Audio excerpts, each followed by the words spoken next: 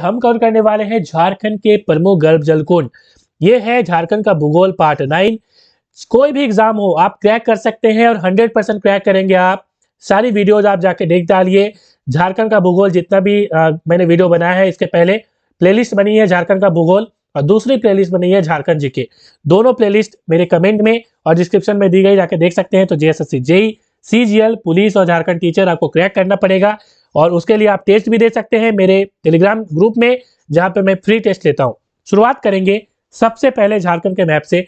ज्यादातर आपके जो गर्म जलकुंड मिलेंगे वो मिलेंगे पाकुड़ और दुमका में, क्योंकि यहाँ पे आपको पता है कि राजमहल की पहाड़ियां हैं जो कि लावा से बनी है। और ये चीज बिल्कुल याद रखिएगा। हजारीबाग में भी कुछ आपको जलकुंड देखने को मिलेंगे। तो चलिए शुरुआत करते हैं। सबसे पहले गर्म जलकुंड बनता कैसे है। बेसिकली हमारी धरती माता के अंदर आप जाएंगे तो धरती माता को 3 भाग में डिवाइड कर सकते हैं। सबसे सेंटर वाला पार्ट है कोर, जो कि सॉलिड फॉर्म में रहता है काफी प्रेशर होने की वजह से। उसके बाद यदि बाहर आएंगे तो ये होती है मेंटल, जो कि होती है मोल्टन स्टेट में, पिघली हुई अवस्था में। उसके बाद अंदर की ओर से यदि आप बाहर आए तो सबसे ऊपर जो आप देख रहे हैं मिट्टी, आप जिसपे फसल वगैरह उगाते हैं ऊपर की ओर, उसे हम कहते हैं क्रस्ट, या हिंदी में कहते हैं भूपर पट्टी। ठीक है, तो इतनी आप याद रख सकते हैं। अब देखिए, बेसिकली पानी जो होती है वो भूपर पट्टी में रहती है। तो भूपर पट्टी में पानी नीचे की ओर जाती है। ठीक है, जैसे वर्षा हुई ना तो पानी नीचे की ओर जाएगी क्योंकि मिट्टी में छिद्र है। अब यही छिद्र का फायदा जो है वो गर्म जल कुंड उठाएगा नीचे से ऊपर का आने के लिए। अब देखिए बनता कैसे, उसको समझिए। बारिश हुई, पानी नीचे की ओर गया, ठीक है, और वहां तक जाएगा जहां तक बेडरॉक है। जी हाँ, इसे कहते हैं बेडरॉक। नीचे की ओर धरती के नीचे बेडरॉक है और ये बेडरॉक से ही सारी मिट्टी बनी है। तो बेडरॉक एक तरह का पिताजी समझ लीजिए मिट्टी का। ठीक है, ये बहुत हार्ड होती है। ठीक है, तो ये बेडरॉक के नीचे पानी नहीं जा सकती क्योंकि ये बेडरॉक में पोरोसिटी नहीं होती, मतलब कोई छिद्र होती नहीं है। अब होता क्या है, देखिए कई बार क्या होता है, ये मेंटल जो है इसमें जो मोल्टन स्टेट में चीजें हैं वो इस पानी के साथ कांटेक्ट में आ जाती है और पानी हो जाती है गर्म। और छिद्र का फायदा उठा के ये पानी जो है कई बार बाहर की ओर आ जाती है। बहुत वेलोसिटी से यदि आ रही है, बहुत यदि वेलोसिटी है और विस्फोट के साथ यदि आ रही है तो उसे हम कहेंगे गीजर। याद रखिएगा, गीजर। मगर यदि धीरे धीरे वो आती है ऊपर की ओर, विस्फोट वगैरह नहीं होता है, तो उसे हम कहते हैं हॉट स्प्रिंग। बिल्कुल, और हम लोग जानेंगे हॉट स्प्रिंग जिसे हिंदी में कहते हैं जलकुंड। तो शुरुआत करेंगे, कुछ ट्रिक भी हम लोग देखेंगे मगर सारी ट्रिक हम लोग नहीं देखने वाले, क्योंकि ट्रिक याद करने के चक्कर में आप क्या करते हैं, ट्रिक याद करते समय उतना देर में आप तो जलकुंड वगैरह याद कर सकते हैं। ठीक है, तो हमेशा ट्रिक के चक्कर में ना रहे। ठीक है, जहां तक पॉसिबल है खुद की ट्रिक बनाए। ठीक है, चलिए हजारीबाग जिला में सबसे पहले शुरुआत करेंगे। और हजारीबाग में स्थित है भारत का सर्वाधिक गर्म जलकुंड और इसकी टेम्परेचर एग्जाम में पूछी जाती है, वो है 88.5 डिग्री सेल्सियस। ठीक है, याद रखेंगे। और ये है हजारीबाग जिले के बरकट्टा प्रखंड में, इसको भी याद रखिए, ये एग्जाम में पूछा जाता है। सूरज कुंड या सूर्य कुंड। ठीक है, उसके बाद दूसरा है हरहद जलकुंड। उसके बाद है ह से हजारीबाग। ठीक है, हर से आप याद रख सकते हैं हजारीबाग। और दूसरा है उसके बाद कावा जलकुंड। कावा जलकुंड भी याद रखेंगे। कावा को आप याद रखने का तरीका याद कर सकते हैं कि बहुत ही यहाँ पे खोआ वगैरह मिल रहा था। ठीक है, तो खोआ के लिए बहुत ही आपको क्या करना पड़ता है, इन्वेस्टमेंट करना पड़ता है। ठीक है, तो आपने 1000 रुपया इसमें इन्वेस्ट कर दिया खोआ खरीदने के लिए। ठीक है, तो 1000 से आपको हजारीबाग याद रहेगा, तो कावा जलकुंड। उसके बाद टाइगर जलप्रपात। टाइगर प्रपात में बराकर नदी पर यह स्थित है। ये भी गर्म जलकुंड है जो कि हजारीबाग में स्थित है, तो इसको भी आप याद रखेंगे। ये टाइगर था जो कि बहुत ही बेमिसाल था। ठीक है, और 1000 जो है किलोमीटर ये टाइगर चल सकता था। इससे आप याद रख सकते हैं हजारीबाग में स्थित है। चलिए आगे हम लोग देख लेते हैं। दुमका जिले में बहुत ज्यादा गर्म जलकुंड है जहां पे मैं रहता हूं। अब देखिए दुमका जिले में स्थित गर्म जलकुंड, सबसे पहले हम लोग बात करेंगे ततलोई गर्म जलकुंड, जो कि पलासी गांव में स्थित है। भुरभुरी नदी है। ठीक है, और दुमका से आप एक्चुअली भागलपुर से हसदिया होते हुए, हसदिया से जब आप दुमका आएंगे ना तो बीच में आपको भुरभुरी नदी मिलती है। वहीं पे बगल में पलासी गांव है, वहीं पे आपको यह ततलोई गर्म जलकुंड मिलेगा। और उसके बाद है दूसरा तपात पानी गर्म जलकुंड।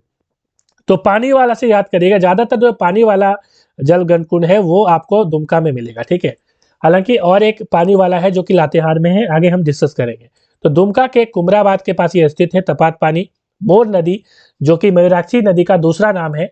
एक्चुअली होता क्या है, भुरभुरी नदी जब मयूराक्षी नदी में मिलती है तब उसके बाद हम मयूराक्षी नदी को मोर नदी के नाम से जानते हैं, याद रखिएगा, ठीक है। चलिए अब हम लोग बात कर लेते हैं रानी बहाल। बहाल और बहल दोनों बोलते हैं, तो बहाल से रानी बहाल।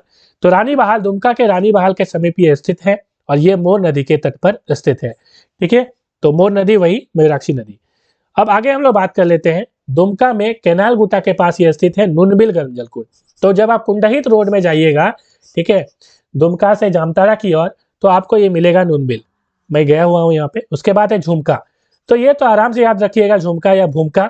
तो दुमका से झुमका याद रहेगा, तो झुमका गिरा रहे दुमका के बाजार में। अब देखिए रानी बहाल के पास मोर नदी पर यह स्थित है, ठीक है। तो ज्यादातर आपको जितने भी दुमका में गर्भ जलकुंड मिलेंगे या तो मोर नदी या तो एक तो याद रखिएगा आप भुरभुरी नदी पर ततलोही, इतना तो आपको याद रह जाएगा आई थिंक। चलिए आगे हम लोग बात कर लेते हैं बारह झरना की। बारह झरना जो है वो दुमका जिला में ही स्थित है।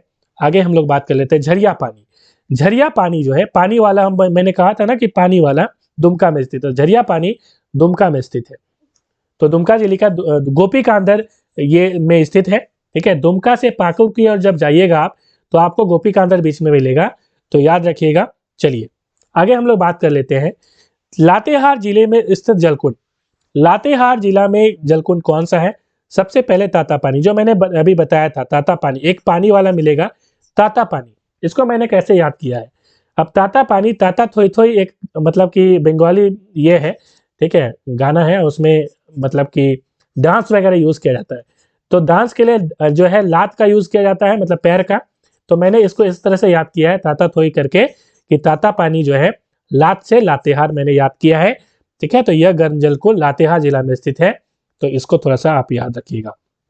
और नदी याद रखिएगा सुखाड़ी नदी के किनारे। धनबाद जिला में स्थित जलकुंड कौन सा है? तो इसमें है तेतुलिया सबसे पहले। धनबाद से 7 किलोमीटर दूर दामोदर नदी के तट पर यह स्थित है, इसको याद रखिएगा तेतुलिया। और उसके बाद हम लोग बात करें पाकुड़ में, तो पाकुड़ में कौन सी गर्म जलकुंड है उसको हम लोग देख लेते हैं। शिवपुर में है, शिवपुर सोता। तो ये शिवपुर गांव में है, पाकुड़ में ये स्थित है, पाकुड़ जिले के महेशपुर प्रखंड में ये स्थित है, ठीक है। तो ये बिल्कुल आप दुमका से जैसे ही निकलिएगा बीच में गोपी का अंदर पड़ेगा पहले, फिर आगे आप जाइएगा तो आपको पकुड़िया होते हुए आपको महेशपुर पड़ेगा, और महेशपुर के बाद आप बंगाल बॉर्डर घुस सकते हैं मुरारोही होते हुए, ठीक है। तो ये उसी के बीच में पड़ता है। तो मैप आप देख सकते हैं, जो मैप झारखंड का मैप है, इसमें आप देखेंगे तो दुमका आपको यहाँ पे पड़ेगा, ठीक है। तो ये वाला एरिया बहुत इंपॉर्टेंट मैंने कहा था, क्योंकि राजमहल की पहाड़ी आपको दुमका में देखने को मिलती है, ठीक है। तो अब देखिए मैंने यहाँ पे पाकुड़ की बात करी, तो ये शिवपुर होता पाकुड़ में है। उसके बाद है लाडला उदह, ये पाकुड़ जिला में बोरू नदी के जो है पर स्थित है, ठीक है। और पाकुड़ में और एक है बारामसिया, ठीक है। तो इसको भी आप याद रखिएगा, पाकुड़ जिले के महेशपुर प्रखंड में बिरकी के पास स्थित है। अब इसको कैसे याद रखिएगा, देखिए पाकुड़ जिला जो है ना ये बहुत ही मतलब कि लाडला है ये, और ऐसा लाडला है कि सोते रहता है। तो सोता आप याद कर पाइएगा, शिवपुर सोता। और दूसरा लाडला से याद रखिएगा आप लाडला उदय। तो ये पाकुड़ जिले में दो वाला तो याद रखिएगा, और बारामसिया आप थोड़ा सा इसको याद रख लीजिए, ठीक है। आगे हम लोग बात कर लेते हैं हुटार। अब हुटार क्या है? उत्तरी कोयल बेसिन क्षेत्र में स्थित है हुटार, ठीक है। इसको थोड़ा सा याद रखिए।